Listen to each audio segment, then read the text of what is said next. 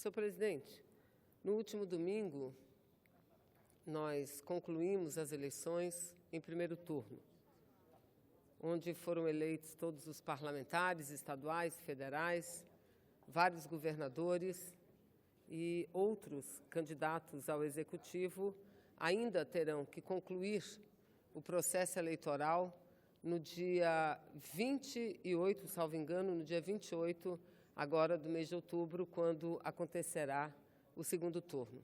Eu quero, senhor presidente, dizer que nesse momento não vou fazer uma análise nem das eleições, nem do resultado no meu estado do Amazonas. Voltarei a fazer com bastante detalhamento essa análise das eleições, porque entendo que nós não concluímos ainda o processo eleitoral. Então, a hora não é só de avaliação, a hora é de falar do Brasil, a hora é de voltar a falar do meu estado do Amazonas, porque das principais decisões ainda está para ser tomada, ou seja, a escolha de quem será o próximo presidente da República, que acontecerá no último domingo desse mês. Então, o que nós temos que falar é sobre as candidaturas à presidência da República. Falar o que cada uma delas defende para o país, o que cada uma delas apresenta como proposta para a nossa gente, para o nosso povo e, sobretudo, para o meu estado do Amazonas. A hora também é de falar sobre as eleições em segundo turno que acontecerão no meu estado do Amazonas, porque lá também voltaremos às urnas para escolher entre duas candidaturas de Wilson Lima e Amazonino Mendes, qual dos dois será o governador do meu estado do Amazonas. Mas, senhor presidente, eu quero abrir aqui uma aspas rápida para dizer o seguinte em relação às eleições ocorridas no último domingo. Primeiro, um resultado que surpreendeu a todos, tamanha discrepância com aquilo que mostravam as pesquisas eleitorais, e não apenas em um estado, e não apenas envolvendo uma única candidatura, não, na maioria dos estados brasileiros, inclusive no meu estado do Amazonas, senhor presidente, inclusive que as pesquisas, todas elas, de todos os institutos, mostravam um caminho e o resultado da urna foi completamente diferente daquilo que víamos nas pesquisas. Segundo, senhor presidente, dizer que, apesar do resultado adverso em relação à minha candidatura, eu chego aqui nesta tribuna, senhor presidente, com a mesma disposição de que sempre ocupei a mesma tribuna, porque saio dessas eleições com o espírito e o sentimento do dever cumprido, com a consciência muito mais do que tranquila, porque a minha campanha foi pautada única e exclusivamente em falar daquilo que defendíamos e defendemos para o estado do Amazonas e fazer uma prestação de contas do meu mandato. Afinal de contas, eu sou parlamentar. Então, não devia, num período de eleição, apenas dizer o que eu queria fazer, mas deveria, era o meu dever e assim o fiz, mostrar como atuei aqui no Senado Federal, de que lado fiquei e quais foram os meus votos. E foi exatamente isso que fiz durante toda a campanha eleitoral. Lamentavelmente, meus adversários não fizeram isso. Aliás, o que venceu a eleição, senhor presidente, iniciou a campanha mostrando um CPF, como se CPF fosse atestado, como diz um jornalista lá da minha cidade de Manaus, como se isso fosse, senador Telmário, atestado de idoneidade. Mas não era só isso, não. Ele dizia em todos os seus programas eleitorais, do primeiro até um determinado programa, que eu já vou falar, ele dizia o seguinte, que ele era limpo, que ele era independente, que era livre e que queria uma cadeira no Senado para lutar pelo Amazonas e pelo nosso povo, enquanto eles e ela, sou a única senadora e era a única candidata mulher ao Senado, enquanto eles e ela querem fugir da cadeia. Essa foi a campanha eleitoral que nós enfrentamos lá. Ingressei na Justiça Eleitoral desde o primeiro minuto. Perdi no primeiro julgamento. Recorri à Justiça Eleitoral e ganhei. Lamentavelmente, muito tarde já, muito tarde, porque isso se disseminou muito. E eu quero, então, nesse meu primeiro pronunciamento, após o primeiro turno das eleições, dizer o seguinte: isso não vai ficar assim. Isso não vai ficar assim. Essa pessoa que fez isso vai responder pelos atos e palavras, acusações levianas que fez durante a campanha inteira. Porque se há alguma coisa que me orgulha muito, senhor presidente, é a minha postura na política brasileira. 30 anos de mandato parlamentar. Nunca recebi absolutamente nada indevido. Aliás, nunca fui sequer acusada de corrupção, não. Nunca. De corrupção, nunca, senhor presidente. Sequer fui acusada. Para ter que ouvir isso durante a campanha inteira? Mas, enfim, como eu sempre digo dessa tribuna, não tarda, o tempo é o senhor da verdade.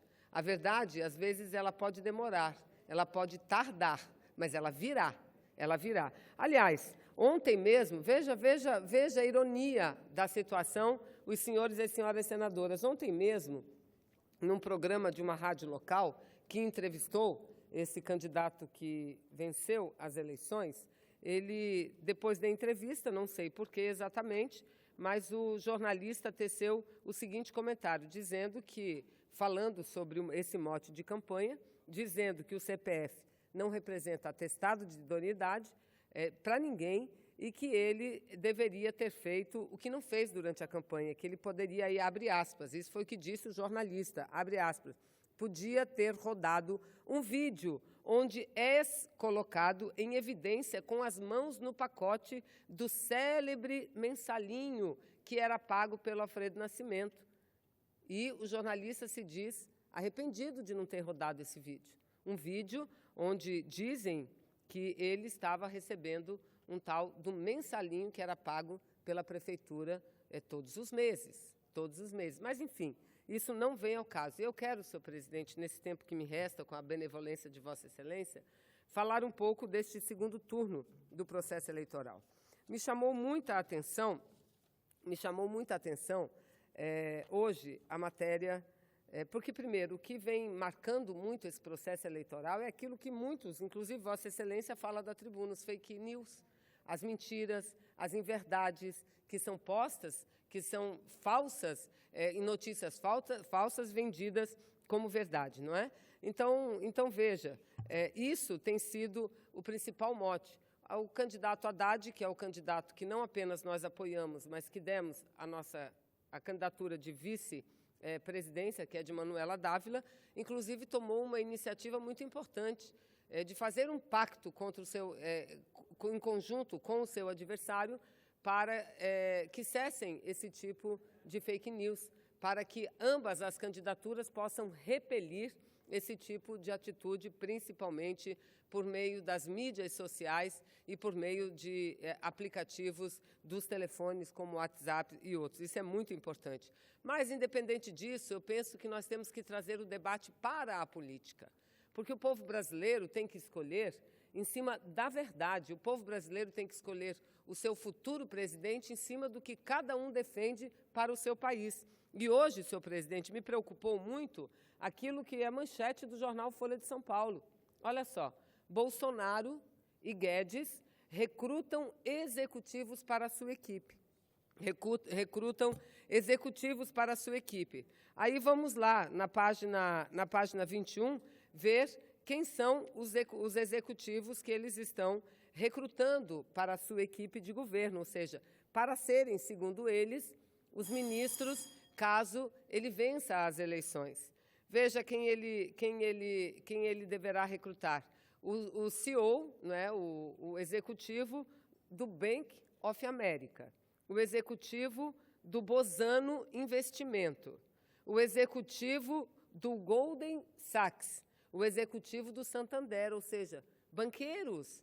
Senador Telmário, ele quer fazer um governo de banqueiros. Aí eu pergunto para o povo lá do meu Amazonas, lá da cidade de Manaus, lá dos interiores do meu estado, o que é que os banqueiros vão fazer em prol de estados tão distantes quanto o nosso? O que é que banqueiros no governo vão fazer pelo povo do interior?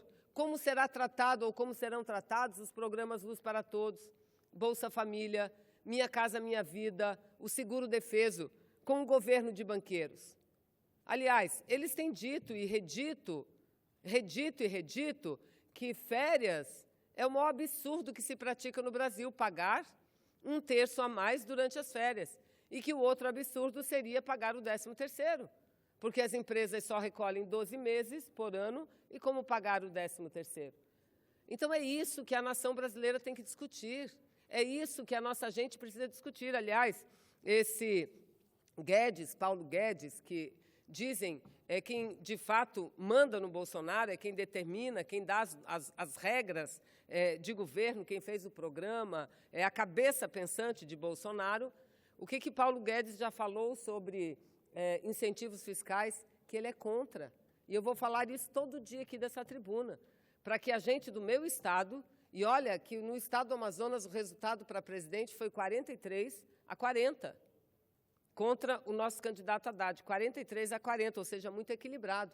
Mas o que é pior, o estado se dividiu entre interior e capital. A capital votou com a candidatura que venceu, o interior votou Haddad. E votou Haddad por quê? Votou Haddad por conta do Bolsa Família, por conta da mudança que está ocorrendo nas cidades do interior, e não só nas cidades, está mudando a vida das pessoas, porque as universidades estão chegando no interior. Olha que maravilha, senhores senadores. Quando que eu, que vivo no Amazonas há mais de 40 anos, há quase 50 anos, como que eu não imaginava que nós pudéssemos ter um dia tantas faculdades como temos hoje, públicas, Universidade Federal do Amazonas, Faculdade de Medicina no interior. Isso é muito bonito. Aí eu pergunto a todos, querem votar no candidato, mas saibam o que ele vai fazer, saibam o que ele pensa da Zona Franca de Manaus. Bolsonaro é contra a Zona Franca de Manaus, porque é contra incentivos fiscais. Saibam o que vai fazer com os programas sociais. Então, quem recruta banqueiro para fazer parte de governo é porque não está preocupado com o povo brasileiro, muito menos com o nosso interior, com o interior do Amazonas. Antes de dar a parte a Vossa Excelência, senador Theomari, eu quero, senador Lazier, dar aqui uma informação, e em seguida, se Vossa Excelência me permitir, concedo a parte ao senador Theomari, para que possamos concluir meu pronunciamento, que Vossa Excelência já está me dando minutos extras, né? Mas eu quero aqui, em decorrência das inúmeras notícias que estão saindo nos jornais, inclusive aqui no Folha de São Paulo, que o meu partido, o PCdoB, estaria ou está entre os partidos que não alcançaram a cláusula de barreira. Dizer que isso não corresponde à realidade, porque nós temos candidaturas nossas a deputados que estão subjúdices e cujos votos, se apurados, serão suficientes para que alcancemos nós, do PCdoB, a cláusula de barreira. Então, não é uma posição definitiva que coloca o PCdoB como um partido que não alcançou a cláusula de barreira. E, por fim, concedo a parte, senador Theomari. Senadora Vanessa, primeiro eu agradeço a parte e a gentileza do presidente, até por entender esse momento, pós aí o primeiro turno das eleições, é um momento de extrema expectativa no Brasil todo, onde o recado das urnas tiveram uma grande divergência dos institutos de pesquisa, né? Os institutos de pesquisa foram para um lado e as urnas foram para o outro. Então, realmente, acho que o grande derrotado foram essas previsões aí nessas pesquisas. Mas eu respeito muito a decisão das urnas, elas são soberanas, mas quero dizer que essa casa vai ficar mais triste, essa casa vai ficar menor, essa casa vai ficar sem uma voz forte da mulher brasileira com a saída de Vossa Excelência. Pode ter certeza. Eu acho que Manaus, que sempre é a mãe ali do nosso estado, Roraima foi município, minha bisavó era filha do Amazonas, então eu fico triste por uma melhor avaliação, às vezes uma onda de uma candidatura que vem prometendo o céu e que agora a gente já vê as parcerias do céu e que, de repente, pode fazer uma avalanche e nisso acaba que leva pessoas que as redes sociais foram fundamentais, foi um instrumento pequeno diante de grande instrumento dominado por políticos de alguma região. Por exemplo, o monopólio da meio de comunicação no meu estado foi derrotado exatamente com as redes sociais. Mas também ali você, às vezes, muitas horas, não sabe fazer a distinção ainda, né, entre um fake news e uma informação verdadeira. Eu tenho certeza que Vossa Excelência foi vítima disso, mas que essa sua garra, essa sua determinação, esse seu amor pelo estado do Amazonas, pelo povo brasileiro, pelas causas dos mais humildes, vai lhe fazer muito mais forte. Né, que quer conhecer a senadora Vanessa, trabalhe junto com ela. Né? A Vanessa é uma pessoa que é a mesma da tribuna, é a mesma de uma decisão da liderança, é uma mesma de uma reunião fechada, é como o senador Paulo Paim também. Vocês mantêm uma coerência permanente. Então, eu quero dizer para Vossa Excelência que esses 4 anos que eu passei trabalhando com Vossa Excelência, aprendi muito e aprendi, sobretudo, respeitá-la. E lamento profundamente que essa casa perca uma parlamentar, principalmente mulher, da magnitude como é Vossa Excelência. Vossa Excelência tem a minha admiração, meu respeito. Se eu votasse em Manaus, isso era o meu primeiro voto. Mas eu quero aqui dizer uma outra coisa para Vossa Excelência. Quando eu vejo você trazer essas informações que o candidato a presidente Bolsonaro começa a recrutar banqueiros, eu faço a pergunta, por que ele não fica logo com os mesmos caras que estão aí do Temer? Porque o que está afundando o Estado do Brasil são rentistas, os rentistas. Né? Então, o rentista ele só pensa em lucro. Eu sempre digo, quando o cara vive de juros, de agiotagem, do dinheiro, fazendo o dinheiro, tomar o dinheiro, a riqueza do povo, que não vai para investimento, essa pessoa é sem coração, é sem amor, sem sentimento e tal. E eu fico muito mais preocupado quando o ministro da Fazenda dele, esse Paulo, é contra esses incentivos. Imagine o estado do Amazonas, que já tem sua robustez, já tem um parque industrial cristalizado, sentiria um impacto violento, porque é o caminho da economia mais forte que tem, é a indústria do Manaus. Imagina Roraima, que tem um incentivo no município do Bonfim. Senador Telmário, só para o controle de Vossa Excelência. Por ordem de inscrição, Vossa Excelência é o próximo. Graças a Deus. Eu só estou aproveitando essa fala dela, porque a Vanessa merece toda essa nossa diferença. Então, eu queria dizer isso, Vanessa, que a senadora Vanessa, que se Manaus está preocupada, imagine Roraima, que nós temos lá também a área de livre comércio, a ZPE, né, que é um bloco pequeno na capital e no município do Bonfim. Então, e Roraima deu 70% de votação para o Bolsonaro. Então, é bom pensar nesse sentido. Obrigado. Eu concluo, senhor presidente, agradecendo Vossa Excelência e as palavras carinhosas de reconhecimento do senador Telmário. E dizer, senador Telmário, que eu não iniciei a minha militância política sendo parlamentar.